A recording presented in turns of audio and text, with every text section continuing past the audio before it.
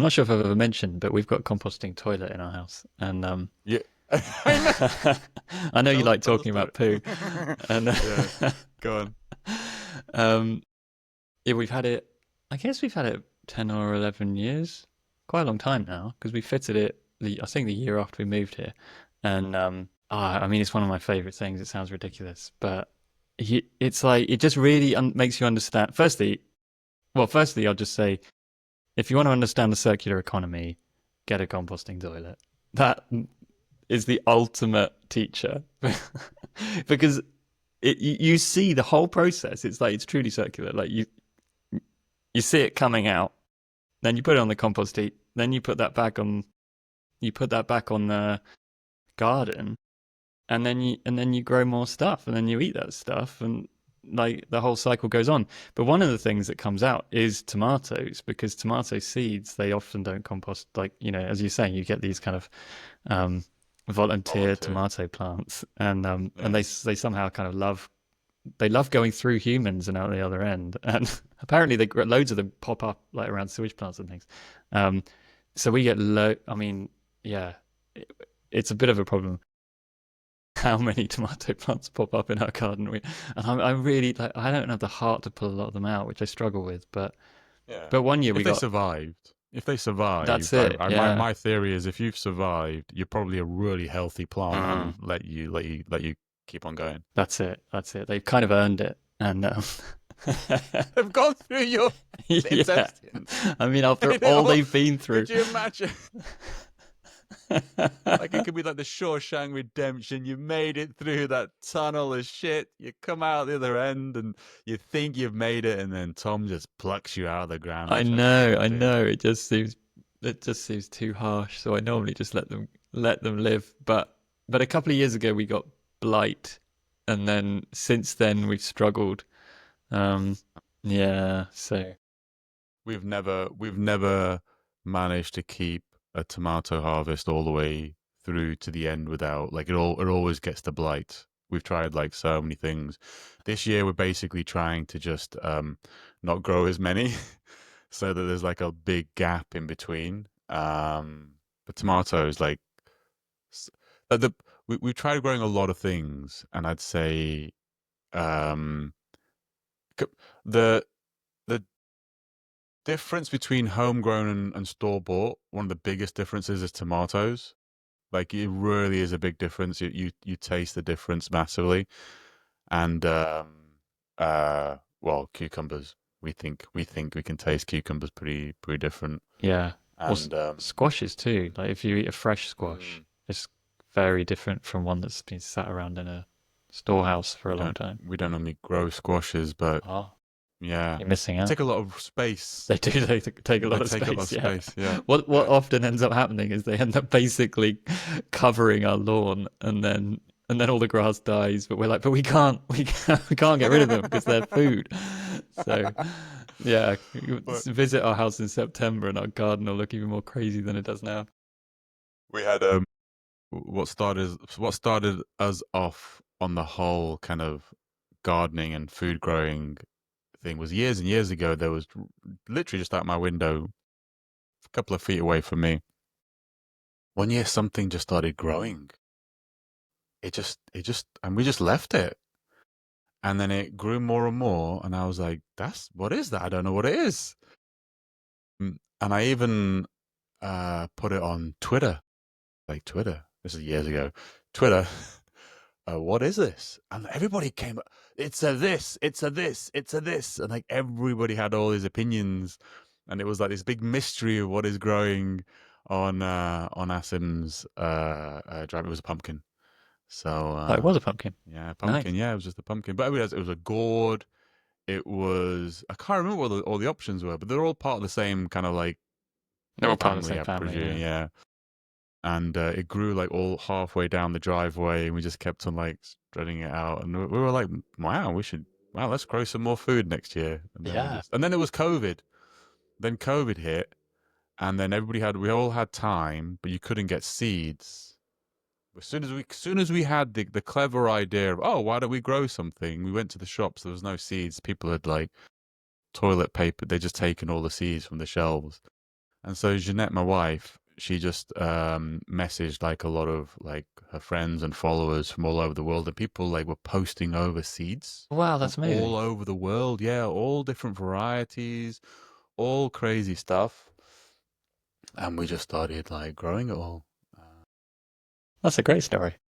Yeah, we liked that. Yeah, Yeah, that yeah, I was I love that. liked that. It was a good growing year that year. Yeah. Well, I've sort of, in addition to the stuff that we grow, some of which is self-seeded, I also have a love of what I've now termed invasive food. And Mm. because gardeners they're like they always get so upset about invasive species and like things Like that they haven't weeds. planted there, that Yeah, keep popping yeah. in. But I'm increasingly of the view that like anything that is edible that wants to like invade your garden Mm. is like embrace it. It's like it's you don't have to do anything, and it's probably more nutritious than whatever you were going to plant anyway. So I mean, you've got the obvious things like nettles and dandelions, but um, even things like fennel. Like a lot of people get annoyed with fennel because it kind of keeps like spreading and popping up, and I'm like, that's great. Give me Mm. more. We've And we've got a another, wild garlic patch. yeah, well, That got yeah, yeah, yeah, yeah. yeah. We haven't got any Which of I'm not. that, Can you but eat wild garlic? I've never really. I've heard yeah, stories you can't, but yeah, it's yeah. just garlic, right? I don't know. Yeah. Yeah, yeah, it's just garlic, but a different variety. But yeah, we sometimes pick it in the woods. There's not much around us in the woods, but there is a little spot down by a stream where we sometimes find some. Um, but the thing that in that kind of same allium family that we get loads of in our garden is three-cornered leeks, which Oh. most people don't realize are food, but they look like white bluebells. And you can identify them because the stalk is basically like an extruded triangle, and we get tons of them. They look beautiful, and they're just like this sort of they're like spring onions, and you can just use them like spring onions, or just chop them up, put them on top of stir fries or whatever, or just eat them, just munch them in the garden. I don't think it was a real surprise to me how much you can actually, whether intentionally or unintentionally, how much you can like harvest and grow from like a very small patch of land. Like a very like even like lettuce, which we don't grow too much of actually these days, because we just it just goes to seed. We don't harvest enough of it, and it just goes to seed like immediately. But like a small patch of ground, and you won't need to buy like not even like a foot square is all you need Yeah, for to like for over summer for if you like look after it and it keeps coming. yeah, yeah. Did you ever look? Have you heard of uh Korean natural farming? Have you ever seen or heard anything Yeah, about that? I Yeah. got obsessed. There's a couple of things. There's a book called the well, this is not Korean, this is Japanese, but there's a book called the One Straw Revolution, which kind of got me into the whole concept. And it just I found it honestly it's one of my favorite books if ever you want to pick it up. But about this Japanese farmer who just decided to not do any of the things farmers are supposed to do. But yeah, and then I got the Jadam book on how to like brew your own like indigenous um Mycelium, yeah, and yeah, like yeah, bacteria and so on. bacteria, yeah. Yeah. And it's so fascinating. It's like it's basically for the audience. It's basically just it's it's wherever you live has a natural microbial mycelial biome, and so if you can just you put like a the thing I've seen is you just put like cooked rice in a special box and you just leave it and you let whatever grows on it grow, then you keep on feeding it and growing more of whatever naturally grew in your ground, and that's what you spread in your garden and on your and that just massively increases the nutrition of the soil, and it's like what we talk about. It's literally in harmony with whatever's around you, rather than taking like not only fertilizer, which is just a chemical thing, but even if you just like bought your compost externally and brought it in, that's like a different biome to what is naturally occurring in your garden. We struggle with compost. We don't really bother with that, but our compost bins basically. And we had this compost bin, and for like years I was like, Jesus, what? This is a magical compost bin. whatever we put inside it, it just never fills. It just never ever fills. I'm like, what the hell is going on? At some point, I would like some compost out of this compost bin. Then after a while, we realized that like what we'd basically created was a rat feeding,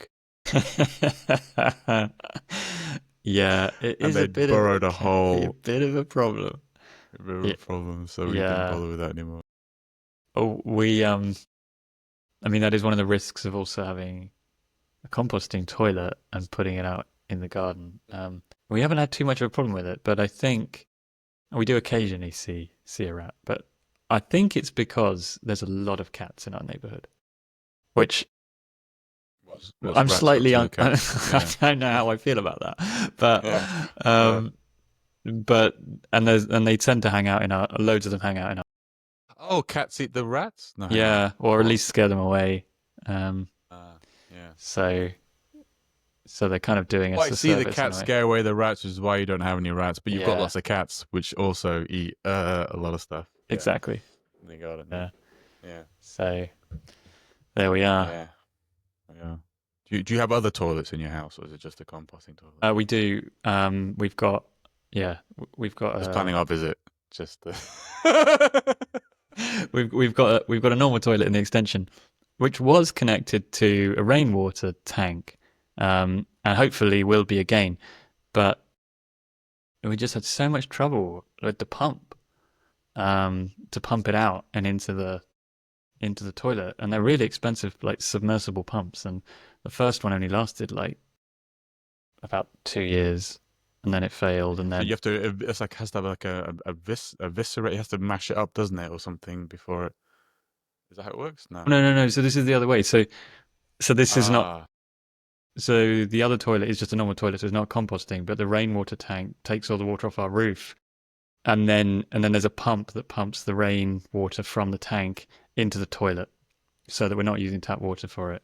Um, but the pump is yeah, they're really expensive, and the first one failed after about 2 years, and we replaced it, and then it lasted a few years, and then it failed, and of course they always fail when they're like just out of warranty, and then and then I'm thinking this is not good for the environment. Like I'm like saving tap water, but I'm like wasting yeah, these big electronic like yeah, yeah. devices. I have found a company that makes repairable submersible pumps, so my Right. plan is to get one of them. But Yeah. it's really confusing. Like they've all got different specifications, and I just don't know which is the right one. So I'm procrastinating basically. Um, so meanwhile, it's just a normal toilet that's being reconnected back into the mains. Right. Okay. Yeah. Yeah. Yeah. Yeah. You got to talk your as one of the first talks. What was it called? Shit tomatoes. Yeah, No. yeah. Is it called shit tomatoes? Uh, yeah, Yeah. something to do with shit tomatoes. There was was a article I wrote and a talk that I gave. Yeah, yeah. And that was based upon one summer where we counted 1,000 cherry tomatoes that grew in our garden that had A just sprung out. A thousand thousand, yeah. plants. No, 1,000 actual tomatoes, Actual like that tomatoes. Right. ripen, Right. like Right. red Right. Right. Yeah. tomatoes that Yeah. we Yeah. got, Yeah. Yeah. Yeah. Yeah. Yeah. Yummy. and it was amazing. And we made like sun-dried tomatoes and everything because we just had so many, and I found it hilarious because friends would come around, and it was quite. I guess it was fairly early on, and we'd only had the composting toilet for a few years, so people hadn't really cottoned on to where all these tomatoes were coming from. And they were like the best tomatoes you've ever tasted. They were just incredible. So my cheeky pleasure was giving them to friends and watching them eat them and say how good they were, and then telling them they grew out of our poo. Oh. um, yeah. So yeah, it's an exciting time of year. The another thing in the garden that I've got a bit of a dilemma with actually. Maybe you can give me some spiritual insight on this one. Go Is on.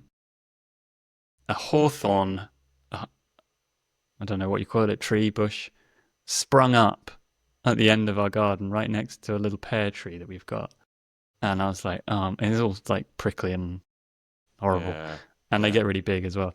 So I was like, right, I need to go and dig that out. And then I realized it's growing out of a little. I didn't even know we had it actually. There's a little dry stone wall at the end of our garden that's kind of buried in the undergrowth.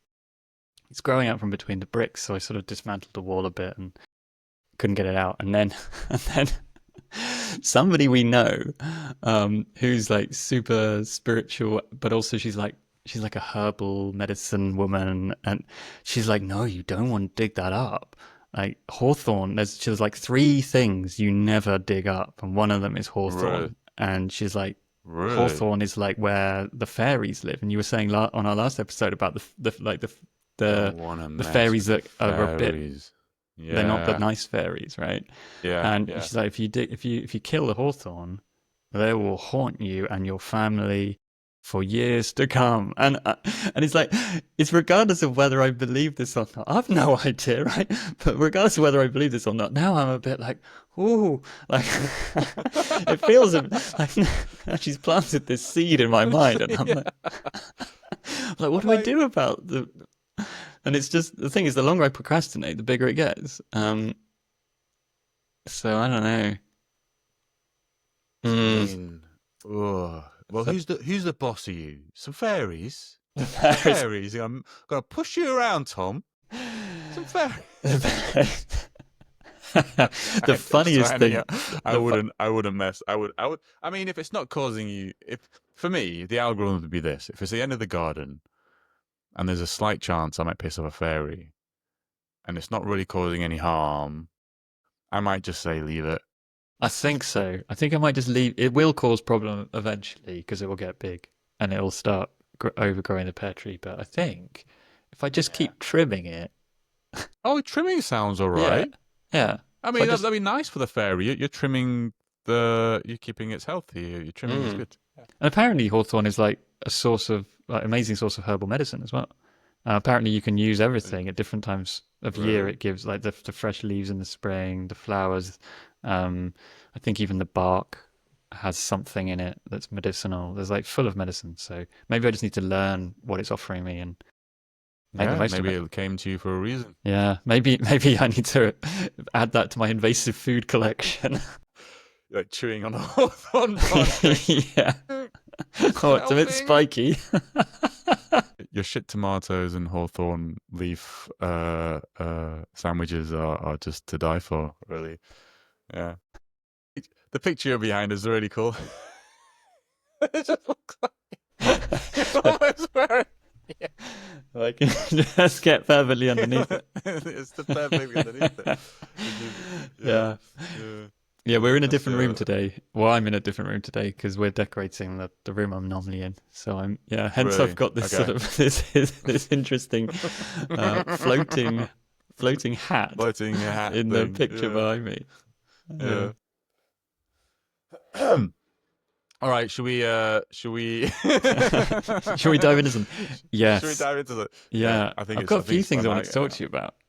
Go on. Um, the first, really quickly, is that in the last episode, I don't know why I went off on this tangent about Tartaria, and and when I listened back to it, I was like, there were so many places you could have gone at that point in the conversation, and you ended up Your you as brain in went there me. for a reason. Well, Oh yeah, yeah, yeah, yeah. yeah, and I was like, why there of all places? Um, anyway, just very quickly, I did look it up. Why is there this weird kind of controversy around Tartaria? And I don't know how you pronounce it. Is it Tartaria? I don't know. Um, but apparently, the reason it's on all these old maps, but then we're not taught about it, is because apparently it was the name for basically the kind of the northeast of the Eurasian continent before people really understood what the different countries and tribes and things were. So, Oh, so even before like Norse, even before the whole. well, I don't know how Yeah. far back because they were using this term in the 1600s, so they should have known better. But, but, but a bit like we use the term the Middle East or the Far East, it's a bit like that. It was a sort of a generic term for like that side of the world. That it was like a lot of, um, yeah, a lot of um, sort of like Mongolia and northern China and parts of Russia and um, into the Middle East. And but anyway, the interesting thing I found out through that was that that's what tartar sauce is named after. So having said that, we don't get taught about its existence. It's been hidden in plain sight all along. Maybe there's a secret in tartar sauce. Maybe they've left us an esoteric message in that sweet tangy, that sweet tangy. Yeah, that sweet tangy fish sauce.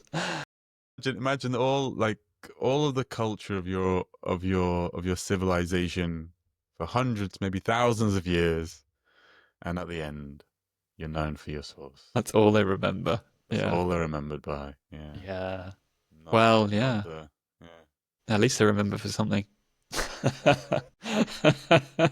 So that was that, and then the other thing, the well, a couple of other things, which, and I also want to know what you want to talk about, but just so I just tell you what they are. One is that Go on. there's a couple of first principles that I've been Yes, I thinking want to. about Yeah, that would be cool yes, to discuss, yeah. and then also just a kind of an interesting aside. The first crop circle of the year popped up yesterday, Did it? which Yeah. which is which is Oh, you like your aliens? I saw the dive exciting. into aliens. Yeah. Yeah. Or So maybe aliens. I don't know. Yeah. yeah. Well, who knows? I have a feeling this one's man-made. It's quite impressive, but I have a feeling it's man-made. Really. Um, I'm just going on my intuition on that one. Yeah.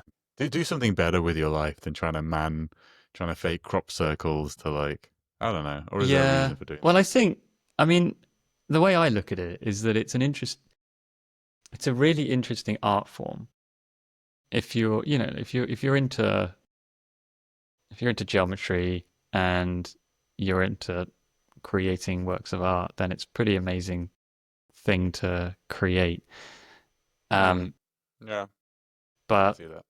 yeah, but the thing I find strange about it, well, there's many things that are strange about crop circles, and I'm just going to put it on the table that I believe that there are two types of crop circles. I believe that there are the man-made artistic crop circles, and there are the mysterious crop Yeah. circles that cannot be explained. Yeah. Um, Yeah. but And a weird uh governmental uh subsidized program to discredit crop circles yeah, funded through and this has been, I think well so. disclosed. Yeah. I think Yeah. so, and I think a lot of the man-made ones may actually be. I mean, this really is a conspiracy theory, but I think they may be commissioned by Yeah. Yeah. powers that basically want to just create noise to sort of distract from it. Because if they were if they were just local artists creating things in fields, I think you'd see two things that we don't see. One is that some of them, not all of them, some of them might like the mystery of just sort of doing it anonymously, but some of them would commercialize it, which they don't, and they'd want to take As credit in for like it. yeah, take credit for it. Yeah. Um, Yeah. and the other thing is that they just don't appear in the media at all, and some of them are so impressive that you can, even if they are all man-made. Yeah. Well, then you would have to look at it and say, well, this is one of the most incredible. Some of them, you say, this is one of the most incredible artworks ever created. Like this is like museum grade art. It should Yeah. be all Yeah. over the media. It should be on like headline news that like, look what appeared in Wiltshire yesterday. And instead, you get just like radio silence. Like you Yeah. don't hear about Yeah. it at all. And that to me is like the sign that there's something weird going on because um, some of them are truly, truly impressive. Yeah. I've seen the one video that kind of really it was so um because there are these I won't call them drones. They just look like cylindrical shapes and they seem quite small, like floating around above a crops some crop. And the video I've seen is it was just instant. It was just like vroom, Yeah. and Is it this was one of those really made. old And then this videos? it was like 80s Yeah. Yeah. because it was like yeah, something like that, 80s 90s maybe, I Yeah. don't know. Yeah. I think But I've seen a it was similar one. just Yeah. yeah, and it was like, oh, right, yeah, it's just some force, whether it's done artistically, whether it's a message, whether it's whatever, it is just like a force of maybe like a high gravity force or something. It's not even a pressure wave. It's just like the way it just kind of very neatly just kind of pressed down and then they just flew off and disappeared. And I was like, oh, well, okay, that actually makes sense. It just It doesn't Yeah. make sense, but it was like, oh yeah, I've seen how it does now. Well, I came across an academic paper. Um, Yeah, ri- there was a lot of academic research. It was quite yeah, well respected to research crop circles. yeah, Yeah, until it all got yeah, discredited by yeah, a couple of guys called Doug and Dave who appeared in the Daily Mail saying they did it all with planks of yeah, wood. yeah, yeah, yeah, I think yeah, they were called Doug and Dave. Um, yeah. but but yeah, well, this paper I read uh, was by a he was a I think he was Swedish or Finnish academic who was specialized in high energy physics, and he was analyzing like how they could be created. And he basically came to the conclusion that there's enough evidence to say these are not man made, and there's all sorts of like things that you can detect, measure in the samples from taken from the sites with like radiation and so on. Um, but his theory is that they could be created with um, some sort of plasma beam from the ionosphere. And I don't understand the high energy physics, but he explains it in this paper of how if you projected, basically you project from the ionosphere a sort of a plasma wave down, um, you could create the effects that are being seen on the ground where the plants, they're not broken down, they just Yeah. they just kind of flop, Ball. they Yeah, fall. yeah. Um, They're not even like crushed. Sometimes if you just press down, they would like crush in half or something. But they're almost just yeah, yeah yeah, molded. that's it. Yeah, And yeah. and a couple of years ago, 2 or 3 years ago, I don't know, I got a bit obsessed of like I've always been curious about crop circles, but I'd never looked into it. And then I suddenly was like, I live just over an hour away from the world epicenter of this phenomenon, and I've never Do seen you? one. And Wow. I thought Yeah, this is crazy. This is like on my doorstep. I should. yeah. So I started following people on Twitter because that's the place to get this kind of real time information. I had to like reactivate my Twitter account and then follow people, and I was it's like some were popping up, and I was like, I'm not sure.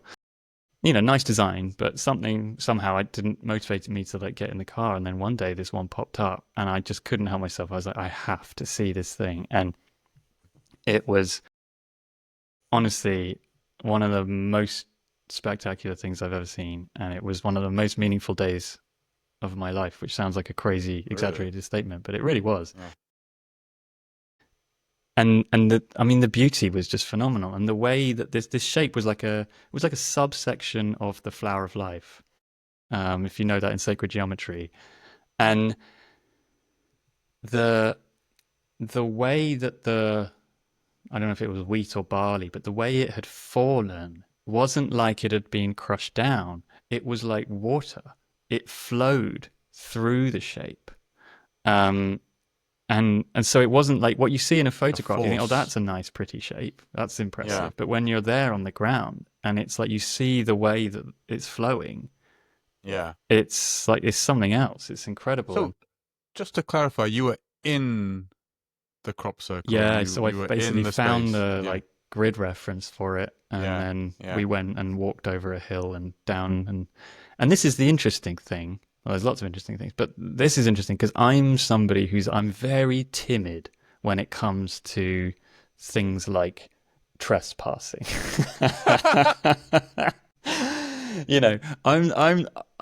I am my father's son. My dad is like Mr. Rule Follower, and like never walk through a door that says no entry, that sort of thing. And I was like, no, I have to see this thing, and I have to go down there. I have to be in it. And I just couldn't help myself. And I was a bit edgy, like going there and finding it. I was like, most of my edginess was actually feeling like I've been duped on Twitter and this thing doesn't even exist, right? That it's Really? just fake Yeah, news, and yeah, I'm going to get there and think, oh, yeah, what an idiot have I been? yeah, But then yeah. we came A up over the person laughing at you and like, yeah, ha ha. gotcha. It's, We came up over the back of this hill, and I was thinking like, oh, it's not going to be there. It's not going to be there. And then we came up over the brow of the hill, and it just appeared in the valley down below, and I was like, oh wow. And then I like scurried down the side of the hill and into the field and into the crop circle, and it was so strange because as somebody who's so timid about things like trespassing, not only was I like couldn't help myself, I had to go and be in it. Once I got in it, I was overwhelmed with this feeling of peace that I've like very rarely had in my life. Um, and I ended up being in there for like well over an hour. Vanita was with me, and I just sat there on the floor in this crop circle and meditated. I was like, this is, I'm just that's so at peace. It's so wonderful. Uh, yeah, we met some interesting people down there, as you might imagine. The There were a others, few other yeah. people that kind of appeared while we were down there, and there was one guy who had also he'd come the same route as us over the back of the hill, and he told us when he kind of came into the crop circle and he didn't say much, and then he sort of needed to tell somebody, and he said that he's had like agonizing arthritis in one of his knees for about a decade, and he's like was in real pain coming over the hill and down the other side. And he said as soon as he stepped into that crop circle, his pain went away. And he was standing there saying, I can't feel any pain in my knee. I don't know what's going on. It was really, really fascinating. I don't know what happened to him afterwards, Yeah. but As like, soon as he after he steps out left. of the crop circle, he's yeah. Yeah. Yeah. Well, So there was that, a force that was used to do that. The remnants of whatever that force. yeah, I mean, you can have an energy. It can affect you. It can make you calm. It can. that's it. Whatever it Yeah. was. But then after that, it was so amazing that I went on a bit of a mission to see some more. So I ended up the same summer saw four more, and all of them. And in fact, I'm really glad I did because all of them, I was my normal self. I was like absolutely terrified of trespassing on a farmer's field. I was like super anxious and nervous. And then when I got there, they looked amazing in like aerial like drone photos. But when I got there, they were not only much smaller than the other one, but they were really scrappy, like the way that the corn was bent, or not the corn, the wheat was bent down, and the way it laid on the ground, they were just really, really scrappy. And I just looked at them and I was like, well, impressive work of art, like whoever did this, but this is not the same phenomenon as the other one. Um, so I'm glad I did see those other ones because it helped me to kind of contrast them and So see.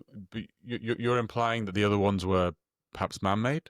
Yeah, that would be my assumption. I mean, one of them definitely was because I found a little hole in the middle where I could see that like some sort of peg had been hammered in. So I was like, yeah, they definitely did that. Whereas the other one was one of the things that's fascinating about that design. And when you get into it, I started like reading up on like the crop circle phenomenon, and there's even a museum in a place called I've forgotten. Anyway, if you Google crop circle museum, you find it somewhere in Wiltshire. Honey Street Mill has a crop circle museum. That's that's pretty cool because it's got the whole history that goes back like hundreds of years. Um, but what was I saying? So the design of some of them is really hard to fathom how you would do it as a human. Some of them you look at and you think, okay, theoretically, if you like put something in the middle with a rope tied to it and you kind of make a circle, and then you could work out some geometry where you stand in some other places in the circle and then mark some other points of the geometry just as you would do it on a piece of paper with like compass and a ruler and so on. But some of the designs are so either complex or just like hard to draw that you'd even struggle to do it on paper. And the one that we saw, it wasn't a fundamentally complex shape. It's part of the flower of life. But one of the interesting things was the middle was missing. So and the crop is completely undisturbed. So Right, I no see one's where you're going with been to the that. Yeah, middle to like put a yeah, stake in the a ground stake and in start measuring things out. And I because did it's try like just drawing. Can I draw this yeah. without using a compass in the middle? Maybe it's possible. I'm not saying it's not possible, but you make life seriously hard for yourself trying to draw that sort of geometry without being able to go into certain points in the design. So that's what you were talking about is if that was man-made, the the ability for you to generate that without leaving those marks is so impressive that people would probably talk about it and boast about it and explain Yeah, it and write it yeah, up on social media because it's like the thing it's almost like it's like an engineering challenge. It's like a puzzle. is how can you draw this? How can you? It's not just the fact that there's a shape there. It's the fact that the the mechanism of how you make that shape appear is actually quite impressive. It's You actually super need to be impressive. quite and if it wasn't, if it's not an ion force or something, it's actually so impressive that, despite the fact they're seemingly simple looking, the mechanics fact actually how you would do it is actually quite Yeah. And if you look it impressive. up online, the explanation given is always like, oh, well, they just use ropes and planks of wood, which is such a fob Mm. off because it's like if I'm not saying that people Well, people they do make built the crop circles with rope. pyramids. Yeah. Well, they built the pyramids by just bashing harder rocks on softer rocks. So Yeah, of yeah, course you yeah. can do it. You just need a plank of wood. Just I'm need not a going to show you plank of wood. how. I'm not going to show you how. I'm just Yeah. going to tell you that's how they did it. Yeah, that's it. But that to me is that's part of this mystery I mentioned earlier of like this even if they're man-made, they're so impressive. And like as you say, it's an engineering problem. Like how would you create this? That the fact that they get like no media attention at all and that the culture has somehow been seeded with this idea that they're nonsense and to ignore them and only crazy people talk about crop circles and it's like but they're even if they're man-made they're incredible works of art. We should be I like mean, in awe of these artists. you you know you sound crazy talking about crop circles. I know, Like but why? That's what I'm saying. well, Why? why? If they're That's my works point. of Yeah, art, if they're works of yeah, art, why would you yeah, sound yeah. crazy talking though? It's like saying, "Oh, But we went to the but Tate Gallery and you told me about this like sculpture of a giant spider." You sound like a crazy person. but I'm talking about how like we've grown up and we've been fed. Like I thought people, anybody who talked about crop circles was absolutely nuts and crazy, and of course and it's almost not even crazy, but almost like a sad type of crazy because you're not even crazy about like the pyramids. It's like a crop circle. So you're like, The yeah, lowest but form of the crazy. lowest form of crazy. And so we've been kind of like, there's been some sort of, I don't want to call it brainwashing, but like education that we've had that we've taken, especially as a child, it's like so easy. Like someone you respect goes, crop circles, and then you go, oh yeah, crop circles, yeah, crop circles, and then that's it, and then that's the education that you had, and that's the rational thought you put onto it, and then anytime you hear the crop circles, you go, oh yeah, that's the crazy thing. Why is it crazy? Uh, I don't know. You can't really like articulate. It's just something you've been inserted into your brain. Yeah, exactly. And it's a very, in a way, for me, that's as fascinating as the actual phenomenon Yeah, itself. Whatever that phenomenon is, yeah, the social phenomenon of yeah, like ignoring it and branding it as crazy rather than at the very least saying, "Hey, these amazing works of art," um, is a yeah. is There's just an so interesting, many. fascinating dynamic to explore. I suppose it's the same with both of us. It's been so fascinating, the later half of my life, just all the things that I just, de facto without like really putting much thought into it have dismissed. Then as I don't know what's well, I do know what's happened to me. But like I ingested certain substances. And then kind of your mind opens up and you're like, oh, actually hang on, maybe oh wow, maybe that isn't crazy. Let's think about things critically. Let's look at it. Okay, actually there's something here. Wow, there's actually so much here that now I'm asking questions about the social phenomenon or why I didn't even why I just default. It's like it's so like why are we not? There's an elephant in the room. There's clearly there. Why are we not? Why was I? Why did I not? Why did I just assume you don't talk about the elephant in the room? I don't know. I'm just Yeah, imagining this fictitious elephant again.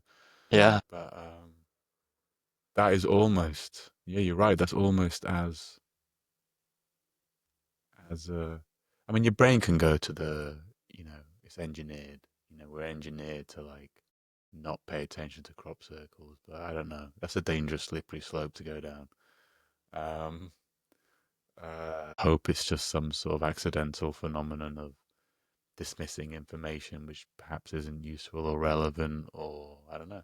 Yeah, I don't have answers. Um, I've sort of come to terms with. I'm still just as curious about unexplained mysteries as I've always been, but I think now I've found an acceptance that I'll probably never know the answers, if that makes sense. Do you know what I mean? So it's not that I'm not still exploring, it's more just that I think I used to have this false belief that one day I'll figure it out. And now I'm like, no, I probably won't, but I'm loving the exploration. Yeah, yeah, yeah, I'm yeah. learning so much just by exploring a mystery that it's worth it. I remember once I was deep in a ceremony, and this thought just occurred to me, and it was like, oh, we'll never know everything.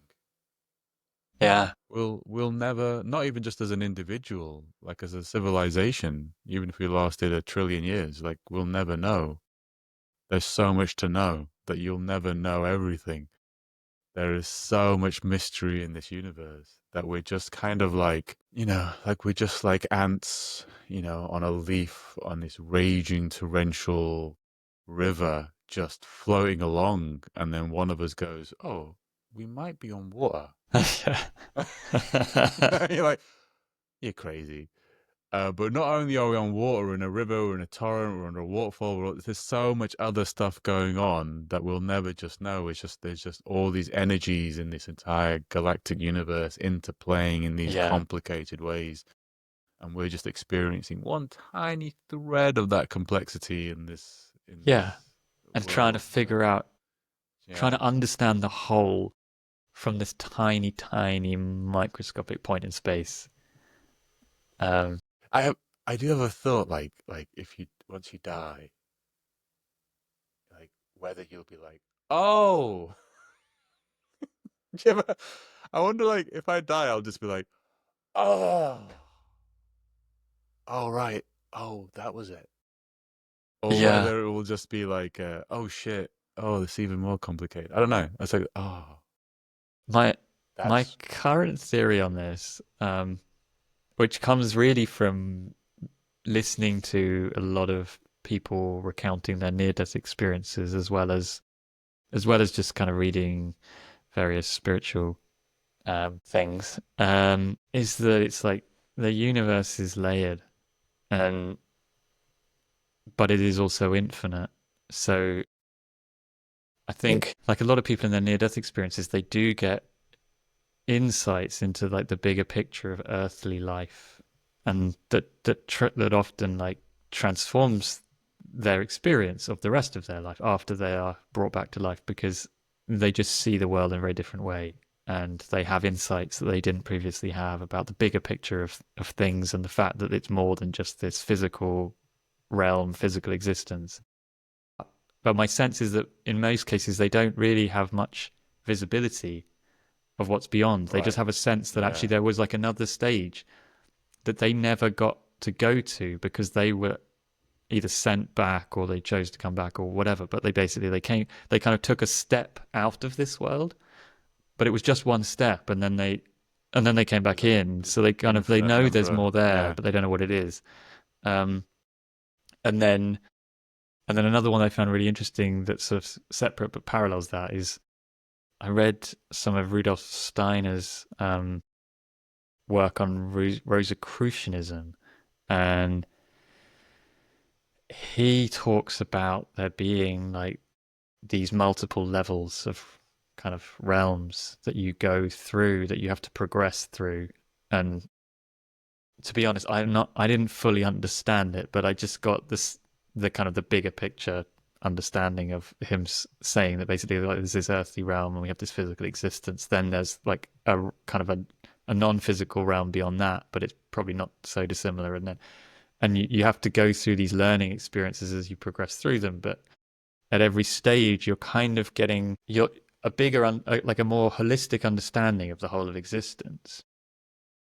But eventually, you'll end up kind of back at um, like the oneness of the universe, Well, I and suppose, then yeah. but then you kind of cease to exist because Yeah. because now you're Yeah. just I'm You're the just, universe. you are. Well, that aligns with kind of analytic idealism and the idea that kind of like the all that existence is one universal consciousness, and that everything that we think we're experiencing in the physical realm is just um, a perception.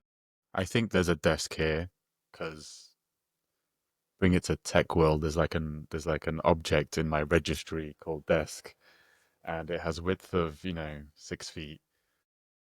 So it doesn't really have a width of 6 feet. There's just an object in a registry called desk with a width of 6 feet, and so my perception sees that. So I invent this. But like the analytic idealism is just that you just as you kind of go up that hierarchy, eventually you just get to the one consciousness that exists that just is there. And it's just basically for whatever reason loneliness. Whatever reason is just goes or just wanting to have because you can't really have experiences as a single consciousness. You can't experience. You have to like have interactions and relationships and impingements on other people's consciousnesses to kind of have that thing. So yeah. Oh god, that'd be so depressing, mate. Oh, if I die and I'm like fridge. Oh, there's a whole other thing to figure out, and then like there'll be a whole. My engineer brain will just be like, God damn it. Oh, all right then. Let's just figure out what's going on here then. You know what though? Yeah. You might find that your experience of reality is so different that you get to another state of yourself where you look back at your previous engineer self and you're like, oh, that life with my engineer brain, I was so limited in what I could see, what like the perspective I had. But then and then now you've got this broader perspective and you kind of probably laugh at how you previously saw things. But then whatever that next state is probably also has its limitations that you have to then overcome because But it's all learning, isn't it? Until you get to coming back to the oneness, as you say. Oh man. Hey, should we? I want to make sure we get time to cover your principles. yeah. Was I there think it's anything else probably you wanted to cover? no. I think if there is stuff, I'll just kind of like weave it in. Yeah. But like, I was actually really keen. I'm actually really generally. I won't dive into any specifics that have happened, but I think my general feeling this week is that variety of actions have happened over the last week in our community, which I won't go into, but it made me think a lot about what are the values of uh, the community of sustainability people that I'm part of, how how I feel that the values of the community I'm part of don't seem to be my values and kind of and a lot of the things I'm thinking of these days and this morning and I'll be thinking over the next couple of weeks is like what are the values, what are the principles that I have that I would like to see in the community that we're part of and how they kind of manifest that. So I was actually really interested to hear about what your thoughts are about some of the first principles you're talking about. If there's anything that kind of pops up in my head, I'll kind of weave it in. Yeah. But yeah. Okay, sounds good. Um, so the two that I've got, I'll tell you one, and then we can go to the other. They're both moral principles. So I know that there's also potentially like practical principles, like we've done before in terms of like your green software principles and Yeah, power and sustainable stuff web like that. Yeah. manifesto principles Yeah, and yeah. that sort of thing. Yeah. But these are more moral principles. Go on. Although actually one of them is in the Sustainable Web Manifesto, but we'll get to that. Anyway, I'm going to start with one because it's the more contentious one, Oh and yeah, I like it. Yeah. I want to see your Yeah. reaction. Go on. But I'll need to explain. I'll tell you what it is, but I'll need to explain why I'm saying it. Okay, tell you what it is. I won't comment or anything. I'll wait for explanation. Okay, Yeah. Yeah. so I propose as the first principle of sustainability, one of them could be veganism.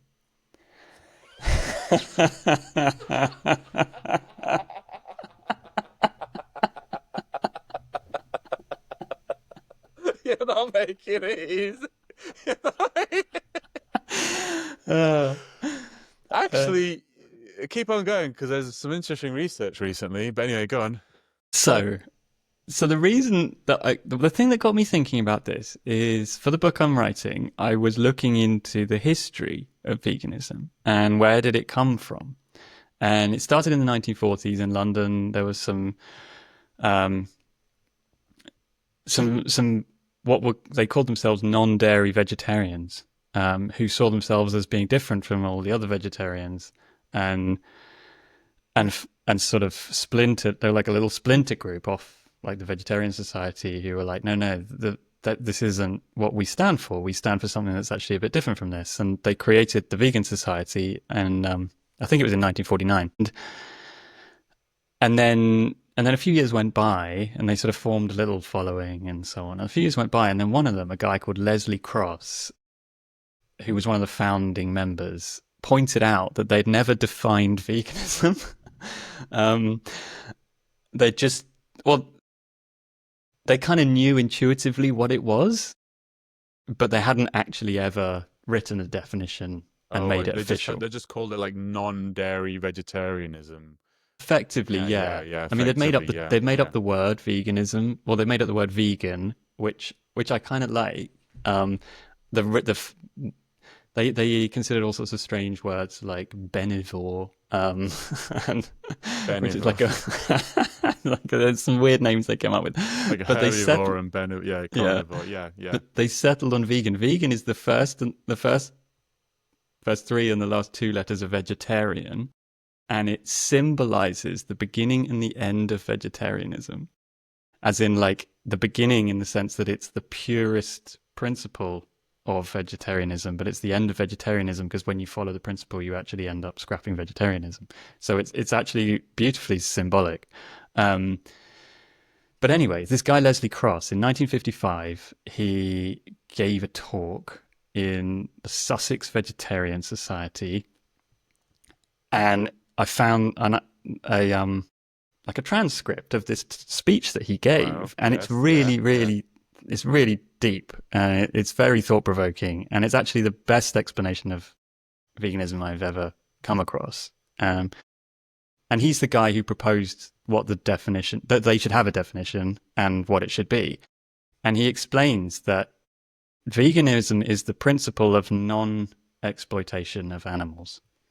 And in this speech, he explains that it is not a lifestyle or a set of actions or it's not a religion. It is a principle. And as a principle, like no one can prescribe to you how you implement it. It's just a principle that you say, I believe in the principle of non-exploitation of animals. I don't think that we should be intentionally exploiting animals. We should try not to. That's the principle. Which I think a lot of people could get on board with if they weren't offended by the modern kind of perception and dogma of the word. If they just had the principle, a lot of people would be like, yeah, I kind of agree with that. But then the question is, well, no one can do that perfectly, right? So there is no such thing as a perfect vegan. There's just a spectrum of people who are trying to implement the principle in their lives to greater or lesser effect, which might offend some vegans by me saying that, because they might like to think it's binary, you're either in or you're out, right? But actually, if you subscribe to the principle and you're trying, then by this definition, that basically means that you believe in veganism, and that makes... and that's the thing that he's sort of saying matters. Now, follow that thread and separate concept, but if you also believe that humans are animals, yeah, then that should encompass, like, the principle of not exploiting animals should mean also that the principle of veganism means not exploiting humans. So it's basically just the principle of non-exploitation. And trying not to exploit, but then and within that, then it means that you're observing the dynamic You're observing the dynamics of your own behavior, societal, power dynamics and so on. And you're trying to move towards a place where you're basically just trying to reduce exploitation wherever you see it. See how could we reduce this? How could we dial it down? Um, and I love this idea that it is a principle, not a set of actions. Because when it's a set of actions, people are like, "Oh, I don't necessarily agree with it," and it kind of takes away your personal freedom to see, well, like, how do I implement it in any particular given situation? And people ask all these questions, like, "Oh, but if there's like, if someone's throwing away a sausage, is it okay for me to eat it?" And it's like, in normal vegan dogma, there would be like a very fixed answer to that, which is no. but yeah, but but in this other perspective where it's a principle, Yeah. it's like, well, that's your decision. You figure that out. Well, if You the decide how you alternative think you is should implement the principle. yeah, if the alternative is that you eat something else that did mildly exploit an animal versus a hot dog that was thrown away that would have zero exploitation. It's like the displacement question for a lot of sustainability. It's very interesting. Yeah, very interesting. As you were saying, like there's no perfect vegan. I thought, well, maybe a dead vegan, because because then they definitely haven't exploited anybody else because they've starved to death. No, I'm joking. That's just a quick thing. The question I had was because I'm putting on my standards hat, which is really just like you've presented a legal argument, and I'm going to twist Yes. my legal knife into it. So the way I would play around with that is the definition of the term exploitation, because Mm. there's a lot of interpretation for that, isn't there? There's like uh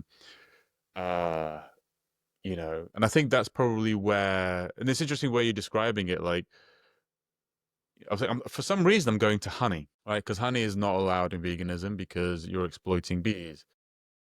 Are you exploiting bees? Do bees feel like you're exploiting bees? Are bees quite happy about having a nice home? I don't know. I mean, Yeah. on what level is it? Is it exploitation versus? I suppose we're all in a way exploiting everything on this. I mean, we're growing tomato. I mean, plants also. I mean, just because you're eating a why is a plant so much lower than an animal? Why is a plant so much lower than an animal? Plants do, there are kind of analyses that kind of plants are, they feel pain as well and they experience it and they scream. It's just horrific thinking about that.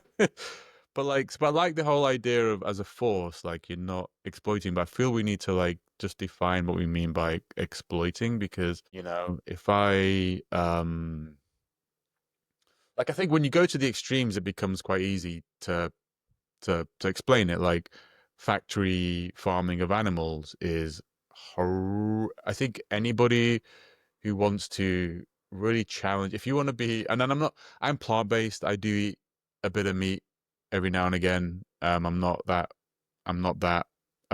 strict about it, but like the things I've seen about how animals are mass farmed, mass killed in the most horrific ways, um, it does turn your stomach, and I think that is exploitation.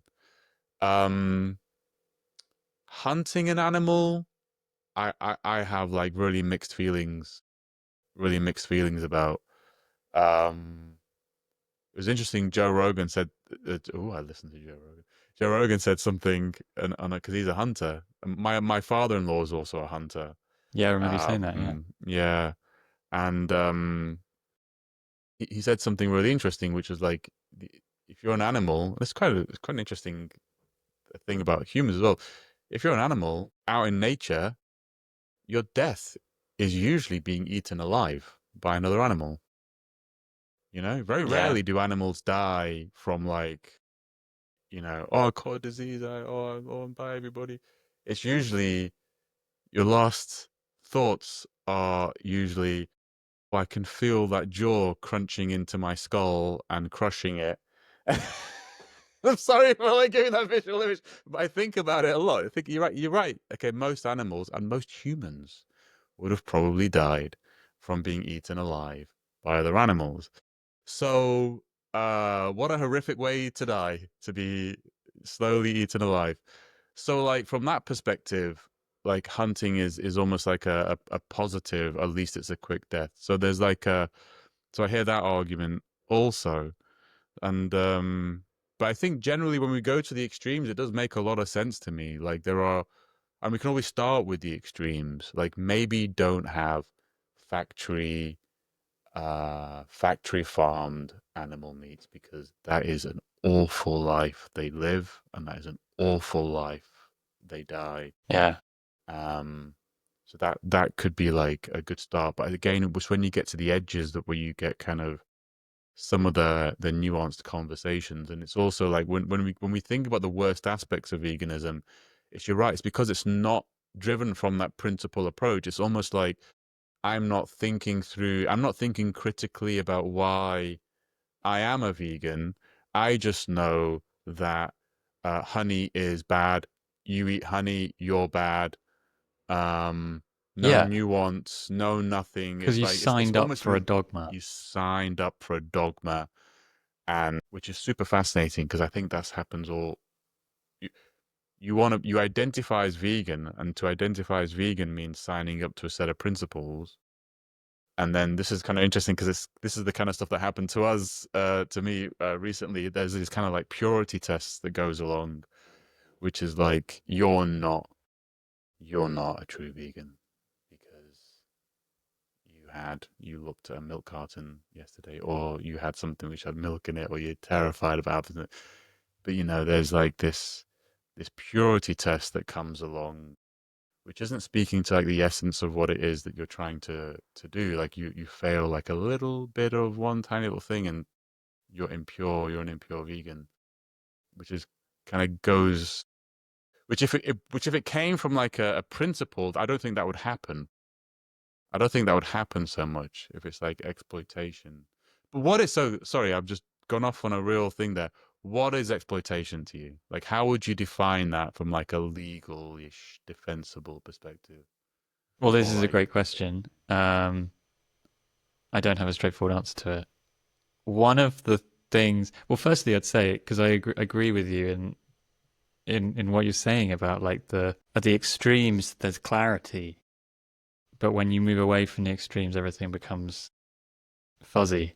And like in my business, whole grain, we for many years, since pretty much since the beginning, like um, had like a screening process for which types of clients or projects we would take on, an ethical screening process. So it's sort of principles, it's like a logic, kind of flow, or and there's criteria, and and it's evolved over time, and it's been really helpful. But one of the things that like stood out for me time and time again, despite constant attempts to solve this problem, is the gray area. It doesn't matter like how much we refine these like logic gates and criteria. It's like it's almost like the universe is laughing at us. That like every time we're like, oh, we'll close that loophole, and then the universe will just throw something at us that will be like, oh man, like this is like another like fuzzy weird one where we're not quite sure where to put it, and sometimes that's been really, I mean, it's often been really fascinating and really educational, but it's also often been like super stressful because it can get really heated with some people, like particularly within our team. Not like it's not often, but there's occasions where it can get really heated, where like some people will be like, well, yeah, obviously we should work on that project, and other people will be like, obviously we should not touch it with a barge pole, and then it's like, oh my, like where do we go with this? Um, so that fuzzy middle, I think, is kind of a part of life in a way, that we have to navigate. That's part of the challenge of life, is navigating the nuance rather than seeing everything as clearly black and white. So back to your question about exploitation, where I start from it in my own head is really, I'm going to quote the Bible. do unto others as you would wish done to yourself, right? Or whatever the exact words are. So, like, to me, that's a bit of a litmus test. I mean, maybe that's a principle, um, whereby I could look at something, whether it's the treatment of an animal or whether it's like a, you know, some sort of dynamic that's happening between two people, and think, okay, if I was on the other side of that, like, how would I feel about that? And would that seem reasonable to me? Would that seem okay? And that again, like, is inherently fuzzy, because everything, even in your own life, it's not like a one size fits all solution to things. Like, sometimes you feel okay about something, and then another day, for different reasons, the same, what looks like the same thing from the outside, you feel completely different about.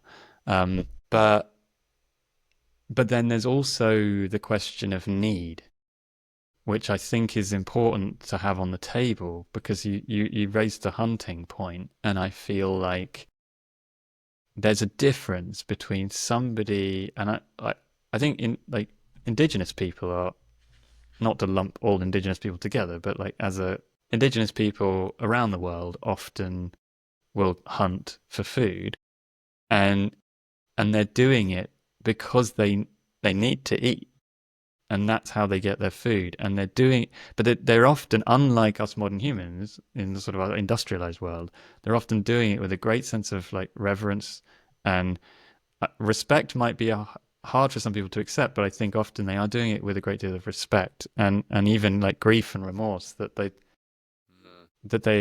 respect the animal, but they know that this is something that they have to do, because otherwise they can't survive.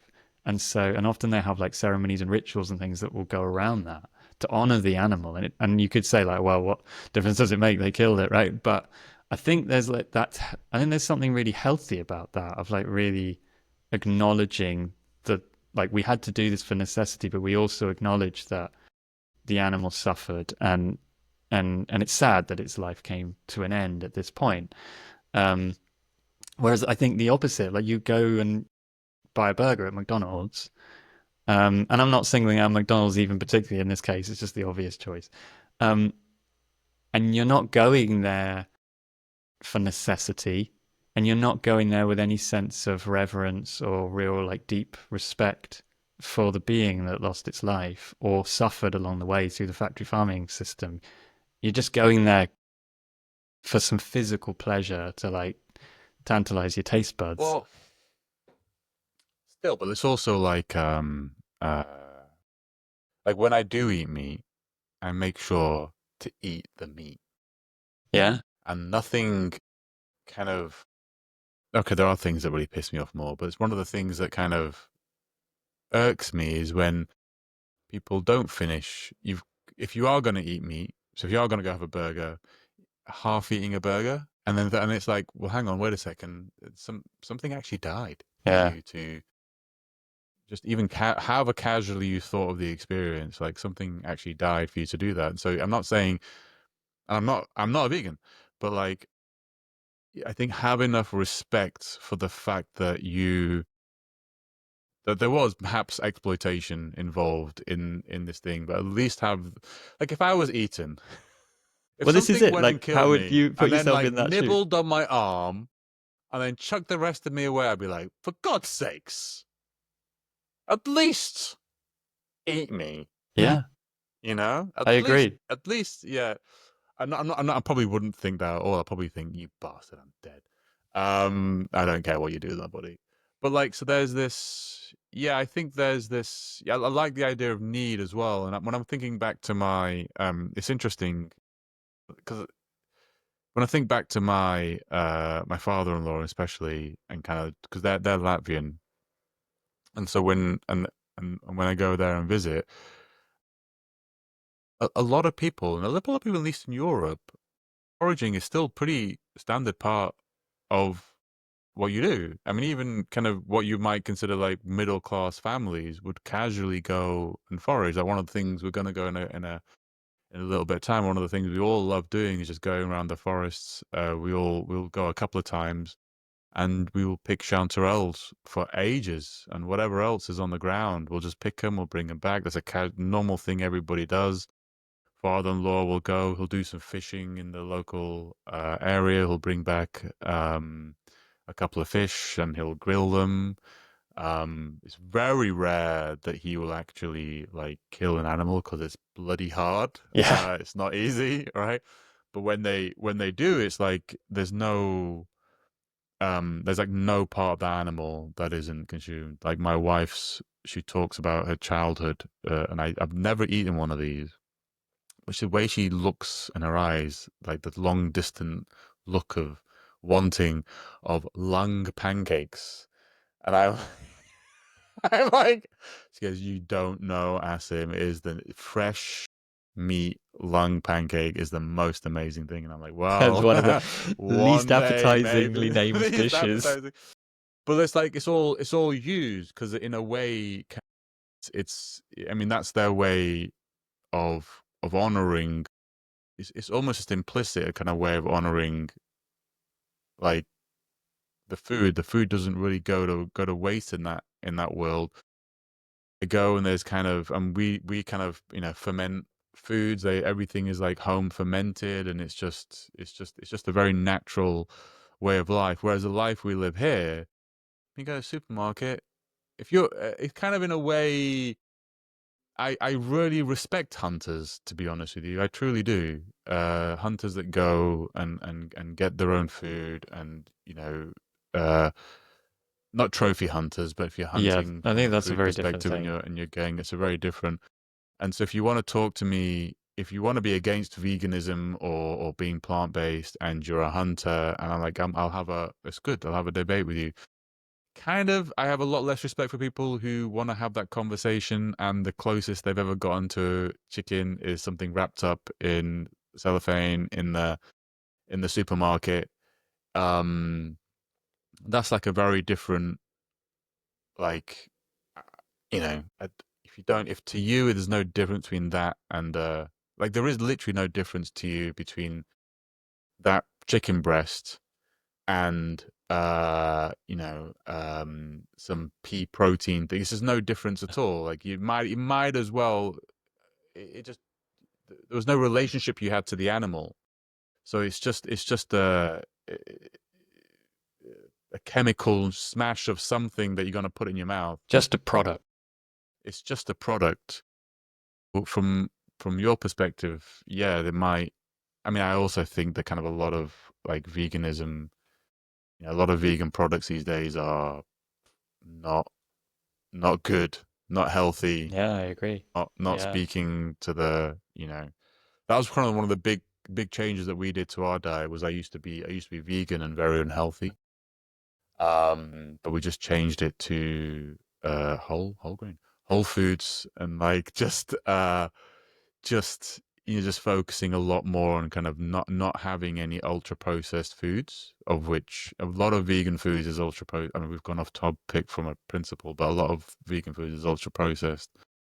Whereas there's the other principle of just eating like whole foods. Well, Anyway, I've gone off topic. I think what part of where that's relevant to the bigger sustainability question is that in the last 10 years in particular, like veganism has become industrialized.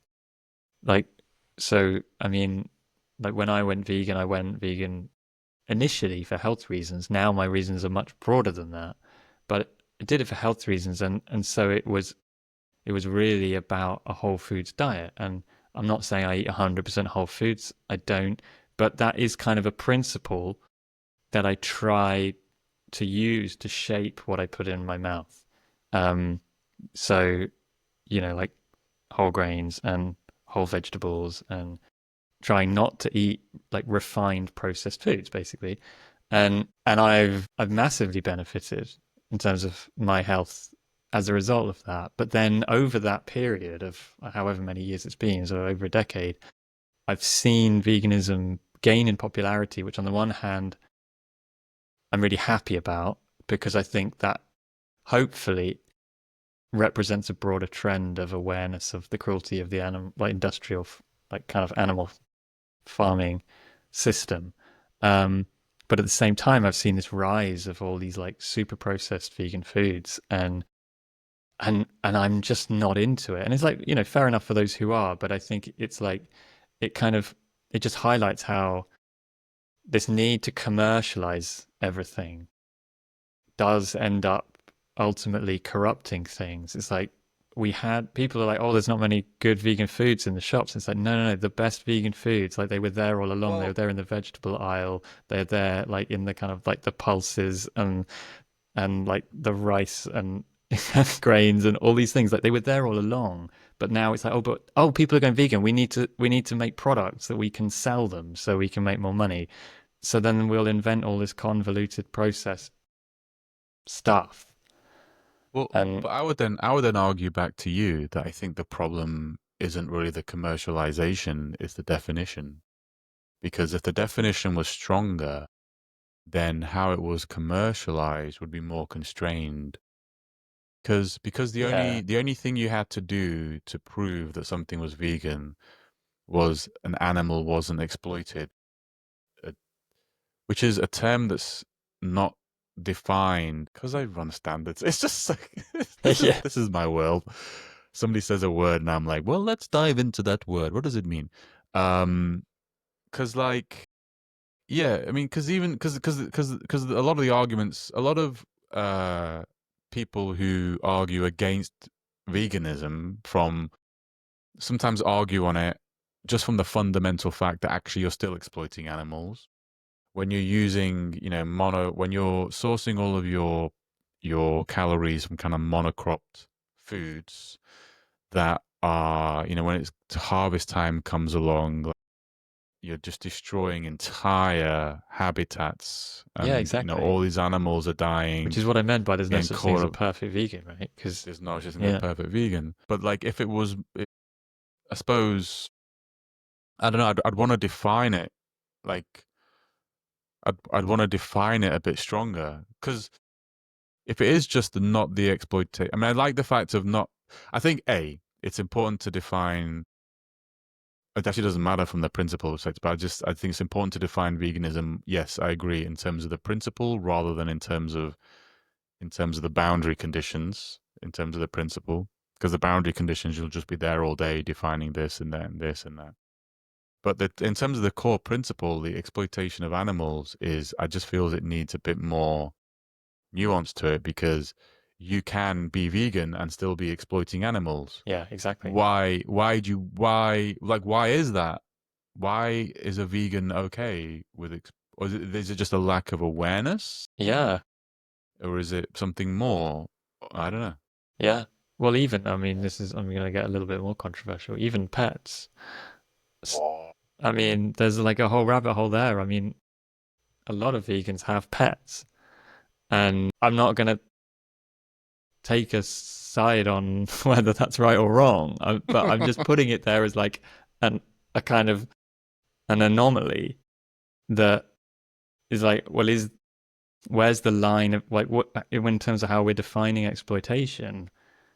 Where does a pet sit? Where is the line? And like you've got the whole breeding system of pets and the fact that you're like, if it's male, we'll cut his balls off because we don't want him to be too randy and like, and then often you're feeding them other animals to keep them alive because you want to have their company and the joy and love that comes with that and all the rest of it. And um, so and you took them away from their family, like you bred them and then you took them away from their family because you wanted them to live with you. Is that exploitation? Some people would But is say but yes, it's the some people same say no. same. But same goes like if you're eating honey, you're providing bee. There's a person who is creating a home for bees and providing them a safe space to live, ensuring that they grow. They're not. I don't know too much about the beekeeping industry, but I don't think it's harming anything else around it. It's just kind of like growing bees, I Well, suppose. I think the thing with bees is that, and I don't know how far this applies as you go down to like more small scale beekeepers, but at the industrial level, apparently, um, they kill off a lot of the bees. Because basically the bees create Out the honey of for their themselves bees, of their right? own Okay, bee. yeah. yeah, and basically what they do is they're taking more like than you can than the it's they're not doing sustainable harvesting, right? So Right. they're Okay. taking more honey than the hive can sustain. And Okay. Yeah. then Yeah. they basically, and as the bees keep breeding, there's more and more bees. And what they do is, certain points, they kill off a load of the bees. They like cull the population, and then they feed the queen. I think they feed her like glucose syrup because it's cheaper Right. than like feeding her honey because they've taken all of her Right. honey, and they feed her Yeah. glucose syrup, and then they basically like then produce like Another another batch of round of bees yeah. to go out and do the pollinating, and I think so. It's again this sort of industrialization thing. Whereas on that there was a film, I can't remember the name of it, but there's a really beautiful documentary. And when I say documentary, it wasn't narrated or anything. It was more just kind of observed life film about this lady. She was somewhere, I can't remember if it was like Kazakhstan, something like that. And she lived literally like it was almost like a cave. It wasn't a cave, but it was like this sort of little rock shelter in a mound in the middle of nowhere. And she just lived on her own and she foraged for food. And she knew all these like wild beehives. And the film was about her and the bees and the relationship between the two. And she knew, like, she just had this like deep knowledge of of the hives and how much she could take and it not hurting the bees. Right. So she would Okay. go every now and then. She would go to a particular hive and she would harvest a certain amount of honey, and she'd keep some of it for herself for sustenance, and then she would take any excess, and she'd walk miles and miles to like the nearest town, and try and sell some like few jars of honey to people just to have Yeah. few coins that she could use to buy a few like essential Yeah. supplies from the town Yeah. before she goes back to the middle of nowhere. And Yeah. it was quite a beautiful film, but to me, like the honey question, like that's a brilliant example of like where's the line of exploitation. This lady, in my mind, I think she wasn't exploiting the bees. Like she knew where the line was, and she knew what she needed to do for herself, but she also knew that if she took more than they could sustain, then like the hive would collapse. And that was one of the themes of the film. Um, was that actually some like more commercial people started coming into the area and like raiding the hives, and then it was like causing them into this sort of Well, hive collapse yeah. problem. So But then, like, I yeah, mean, but then, like, I mean, the similar thing goes for when you're like foraging for mushrooms. You're not supposed to take more than I think yeah, it's like one third or two thirds of a clump because then whatever is there that's gone. I mean, I'm sure the bees that she's harvesting aren't sitting there going, "Oh, thank you for being sustainable for no, taking like a bunch of my babies." It's they're all going, "Piss off, you old woman! Get away from my honey! I don't want you to have any of it." So, like, this whole question of like exploitation is I mean, I suppose it's, I don't know. I mean, at the same time, also, there's like, why, and I think I mentioned it before, but it's kind of like, why are we holding animals in such high regard? Why is the, why are plants not treated in, why does a vegan feel perfectly happy um, chopping down an entire field of whatever uh, crop it is? Um, why do they think that doesn't have a consequence? Why do they think that doesn't have yeah, some level of cruelty? I could argue maybe, I mean, even if you want to argue it's less, at some scale it'll be equal to like killing a cow.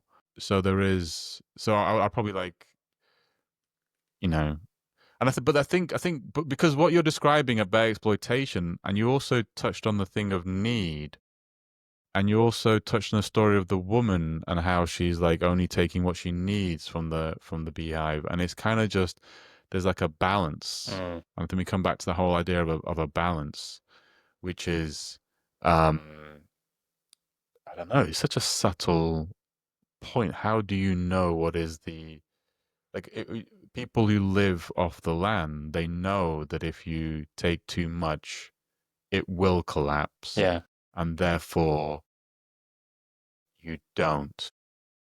And you may even nurture the land. I mean, if you are in a way, like if I, there's people who make the food forests, and they naturally plant things in a certain way to make a forest that is plentiful and has food, and they're caretakers for the land to actually make the land bountiful and have lots of that stuff. So I suppose there's God when you dive into this, it's just so easy when it was just don't eat animals. Yeah, Yeah. I don't know. Yeah, Yeah. Well, I mean, on the point about plants, I think that's a huge blind spot in our modern culture is around like I think we can understand or at least kind of we can empathize more easily with animals because we are animals, particularly mammals. yeah, yeah. But I think we have a huge blind spot around like the whole of the plant world of what is it like, and does it have some sort of consciousness? Does it suffer? Um, and there's a whole load of stuff around this if you dig into it, but it's not something that we even really talk about in a kind of modern culture much at all. So we just have this huge blind spot that we don't really understand it. So I think we tend to assume that it doesn't really, or plants, they don't, like, they're not beings. So Yeah, they're just things that grow yeah, and yeah. therefore they're We sustainable, can right? They're exploit them, renewable. So but we but can they just but by harvest them. definition they are exploitable. Right. They Exactly. are We think they are exploitable. Yeah, exploitable. Yeah, exactly. yeah. And, and one of the things that I was thinking about recently is one of Anita's school friends who I've known sort of for a long time is Jane, and now like I have some friends who are Jane, Jane, as in the Jane as in religion. the Yeah, Indian yeah, yeah, religion, yeah, yeah, yeah. And it's only kind of more recently that I've started to get it because when I first met Vanessa's friend, when I was much younger, I just couldn't get my head around the fact that they have dietary rules that basically mean they don't eat things from plants from under the ground. So they don't eat potatoes, they don't eat onions, they're basically root vegetables. They don't eat them, and it's something to I do thought it with was the other way around. No, it's no, they don't eat the root yeah. vegetables. So they'll Right. harvest Okay. the things from the top, but they won't dig them up. And Oh, I I was had a told Jane friend. He ate potatoes all the time, mate. He was not very good then. I always thought it was the other way around because he ate potatoes all the time. Yeah, well, maybe somebody, if there's somebody who's Jane listening, they can leave us a comment and No, no. fill us in. But So what you're describing sounds makes yeah, more sense because so when you what I take was the root, you kill a plant, but when you take the top, you exactly, don't kill the and plant. you not just kill the plant, but you disturb the life of the soil and everything that's in the soil by digging it up. You basically there's a whole world down there that you're kind of destroying. Um, and when I was much younger and I sort of heard this, I thought, well, that seems a bit extreme. Like, come on. And the older I get, the more I'm like, actually, I mean, yes, they're following a set of dogmatic rules, and often, probably, most people following those rules haven't stopped and thought about where they came from and what the real reason is, as is true of most rules that we just kind of do what we've grown up doing and whatever.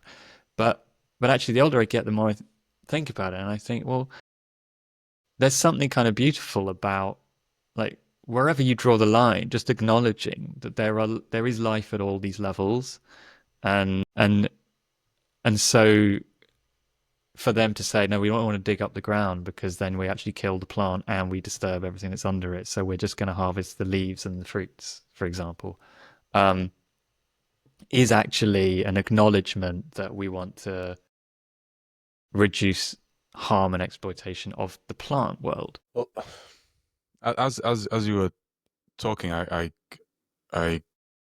googled the definition of exploitation, and it is The action or fact of treating someone unfairly in order to benefit from their work, or the action of making use of and benefiting from resources, which is a bit weird. But like everything, I suppose.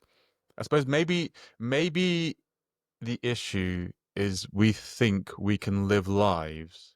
If exploitation had a number associated with it, we think we can live lives where the number is zero. Whereas the truth is, we, by definition of how we live our life, we're always going to be exploiting everything around us. I step on the ground, I'm crushing something underneath. Like we're always exploiting constantly. Um, and so uh, I think maybe just starting off with that as a baseline. So like a vegan is not somebody who's not exploiting anything.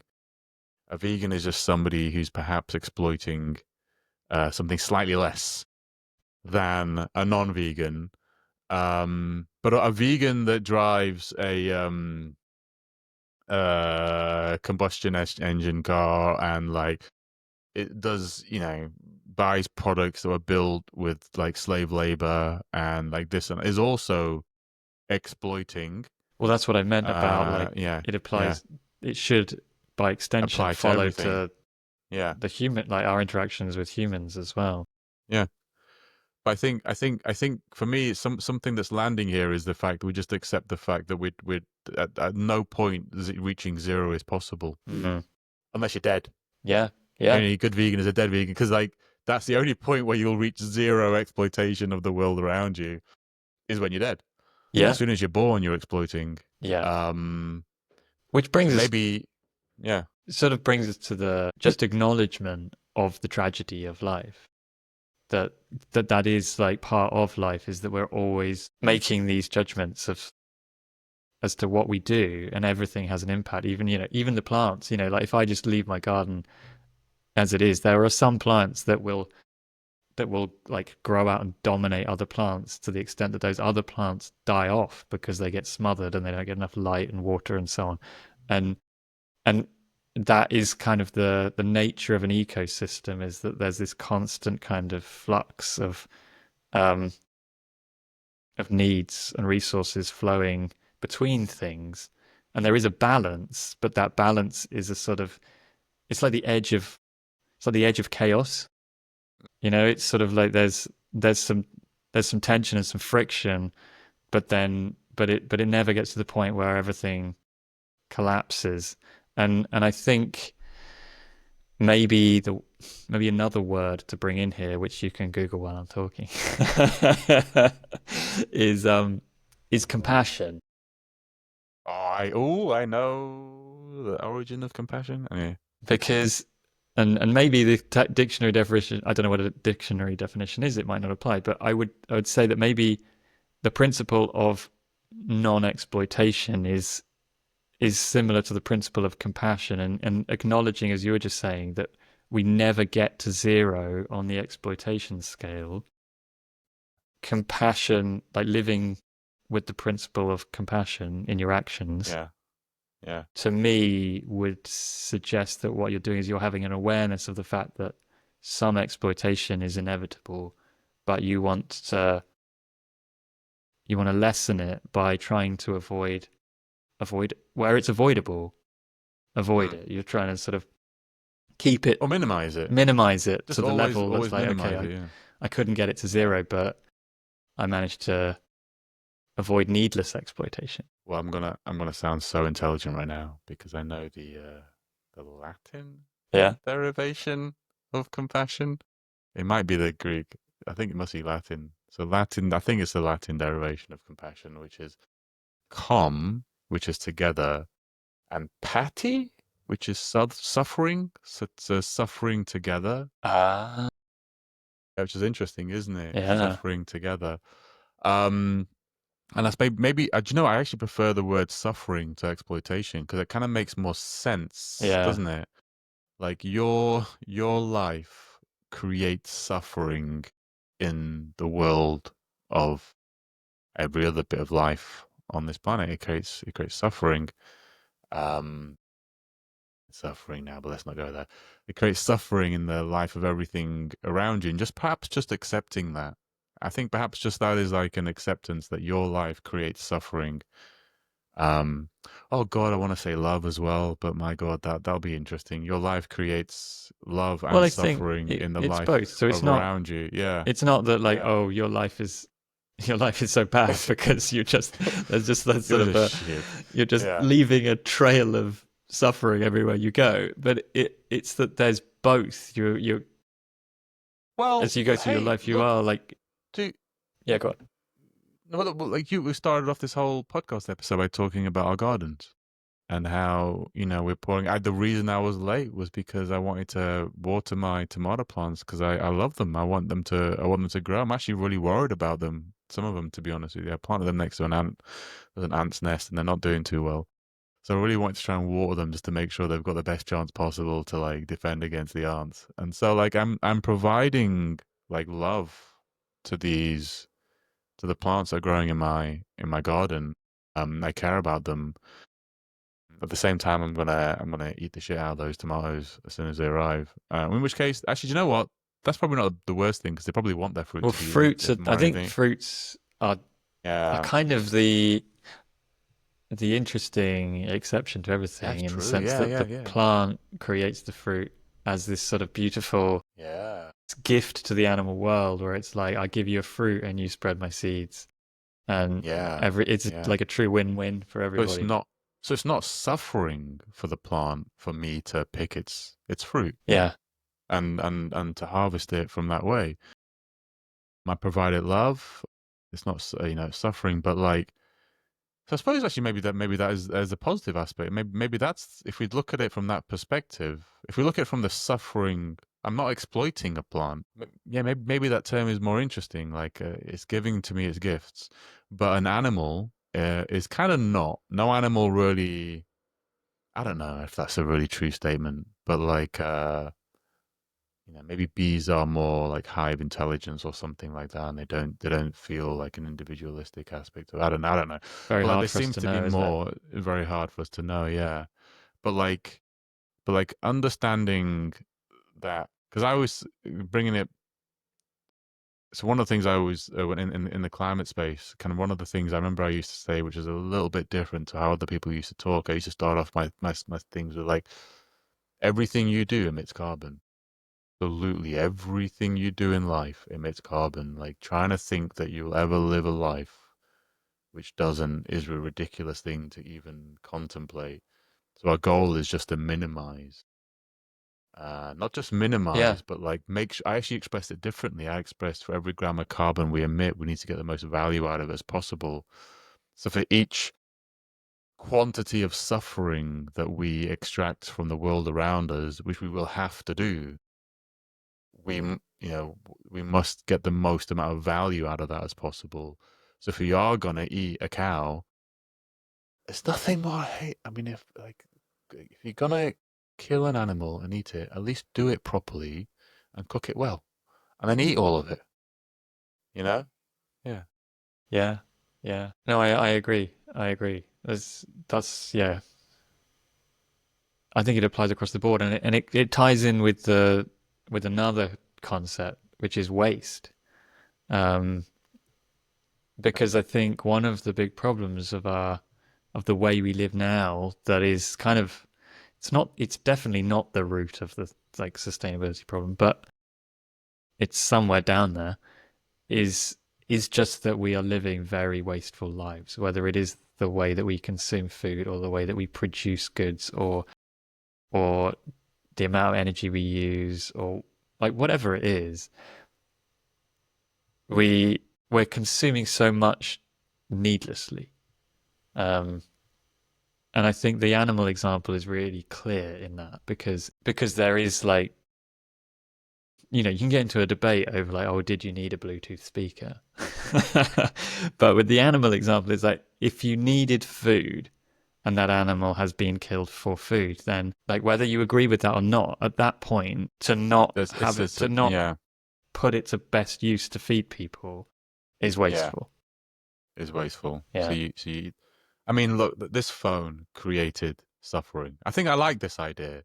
Everything we do, everything we do creates suffering, or potentially is a product of suffering or love, and love, maybe both at the same time. And so, taking it from a tech perspective, like this created suffering. So for me to extract the most amount of value out of that suffering, well, the honorable thing for me to do is to keep this thing for as long as bloody possible, and maybe try and make sure somebody else can use it after I can't use it for whatever reason. So that's kind of like it lands a little bit with perhaps some of the climate stories that we're already telling, but it's I prefer, yeah, it's it's almost like the same story I'm talking about carbon, but if we replace carbon with suffering, it feels like it brings a more holistic view as to the whole picture, because carbon is suffering.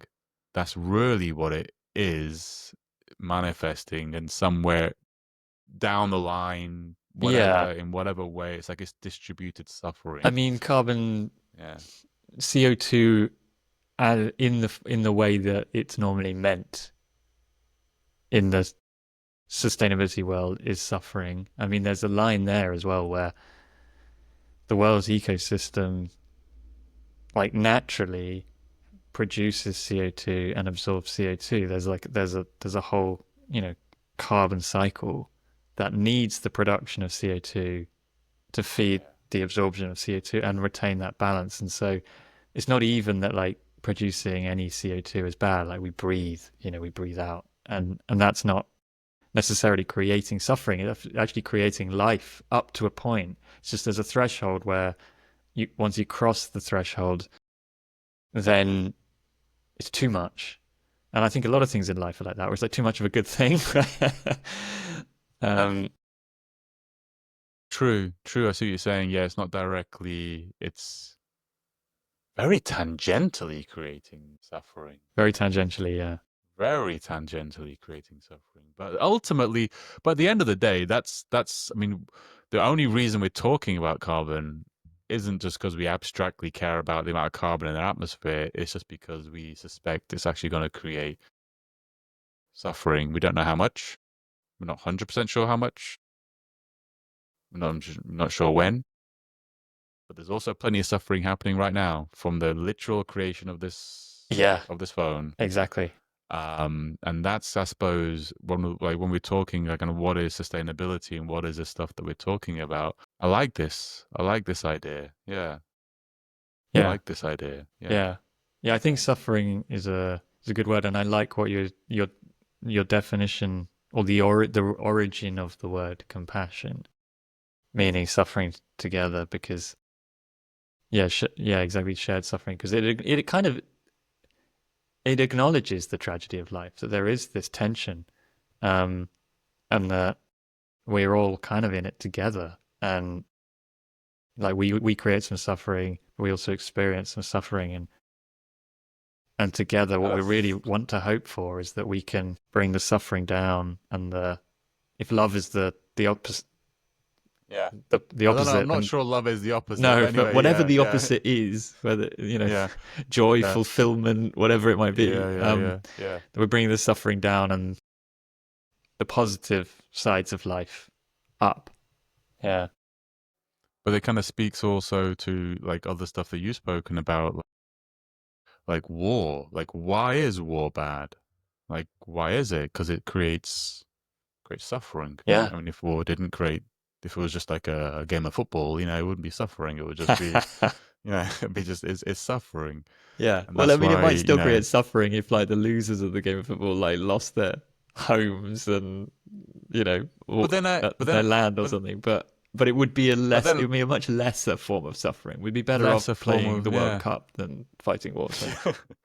But I think that's kind of why it's I think we have to start off with the position that everything we do creates suffering, full stop, and we're just trying not even to I'd say not even to minimize it, perhaps, but just to make sure that whatever suffering that we're causing in the world really has value. Like we're taking as much if there's an energy from the suffering of all the people, I just imagine all the people that have suffered to create all the stuff around me right now.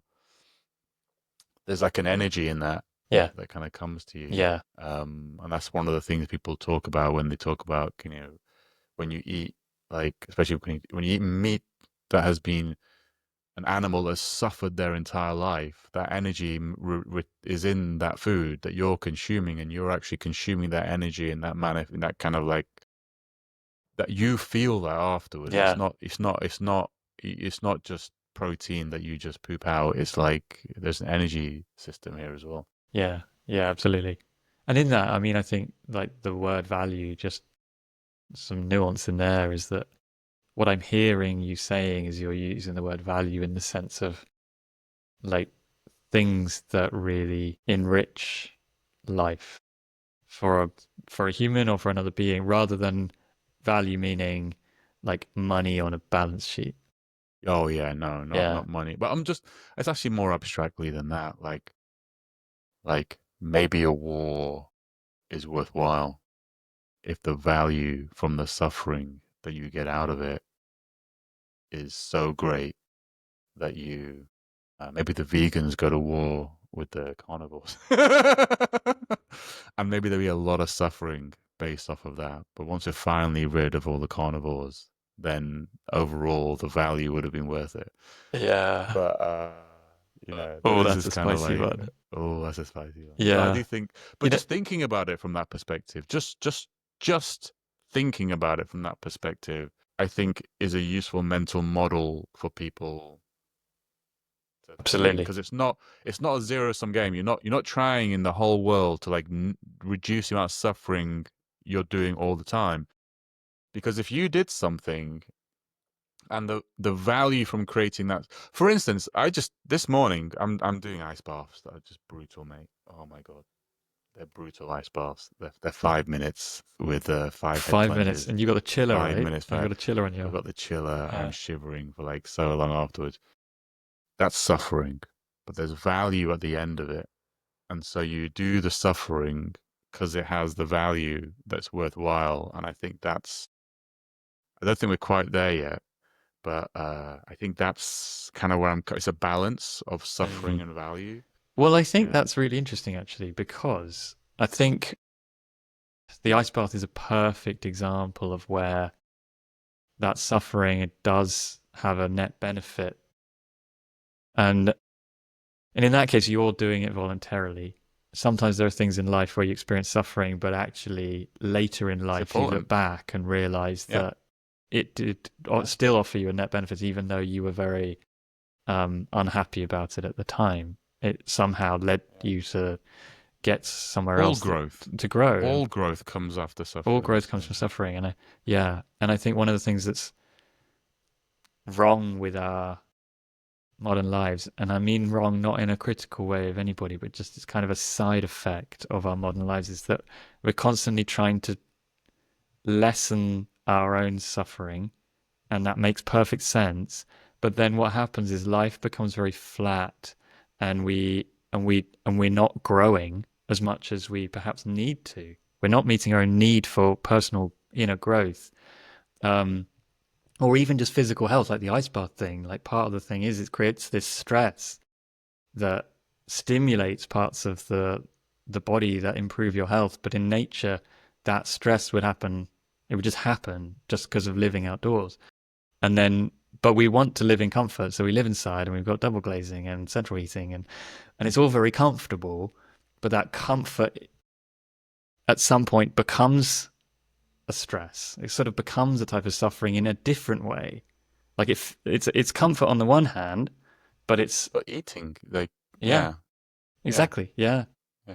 That Who we wants to be hungry all the time? yeah, I'd rather eat tubs of ice cream all day if I didn't have any consequences as a result. Yeah. yeah, exactly. And so Yeah. there is, even within ourselves, within our own lives, we don't want suffering to be zero. We Well, we want ours.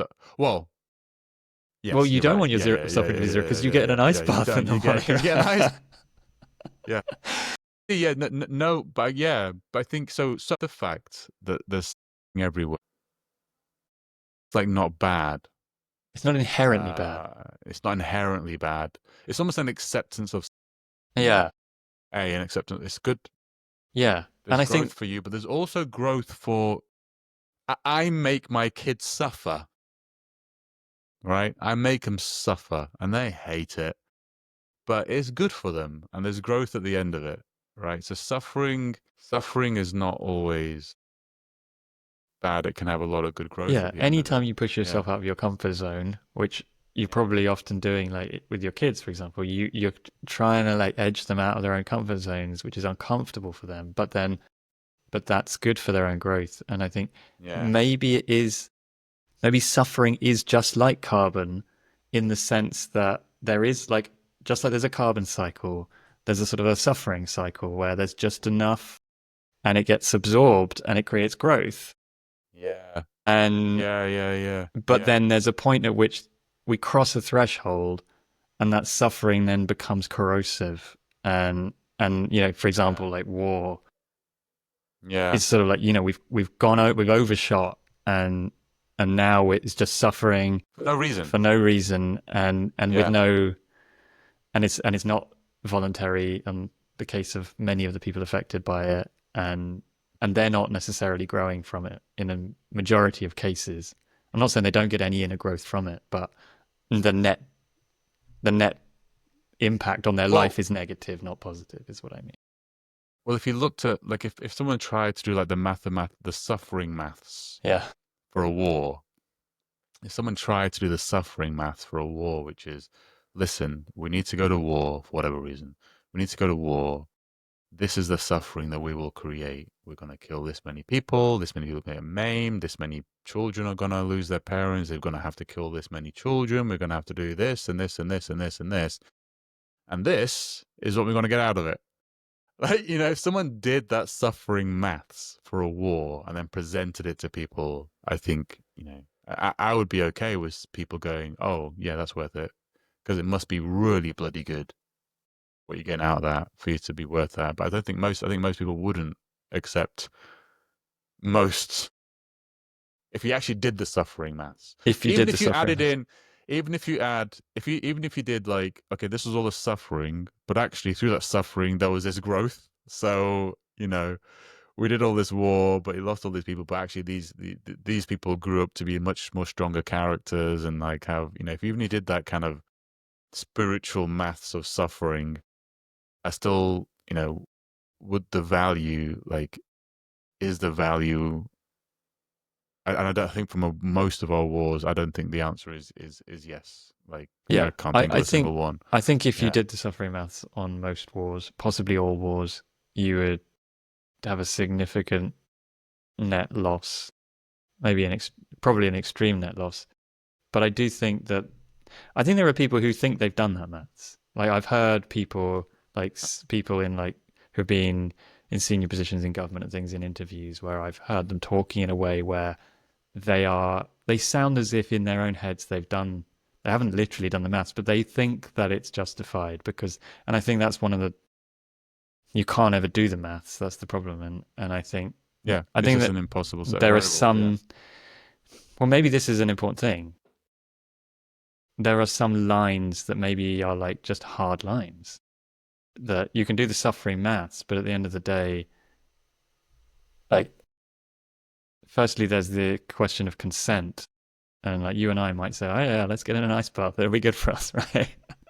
But and I know sometimes you might like push your children into things and so on, and that's fine. But somewhere there's a line where people are forced into things against their consent. You know, like the animals in factory farming, for example. yeah.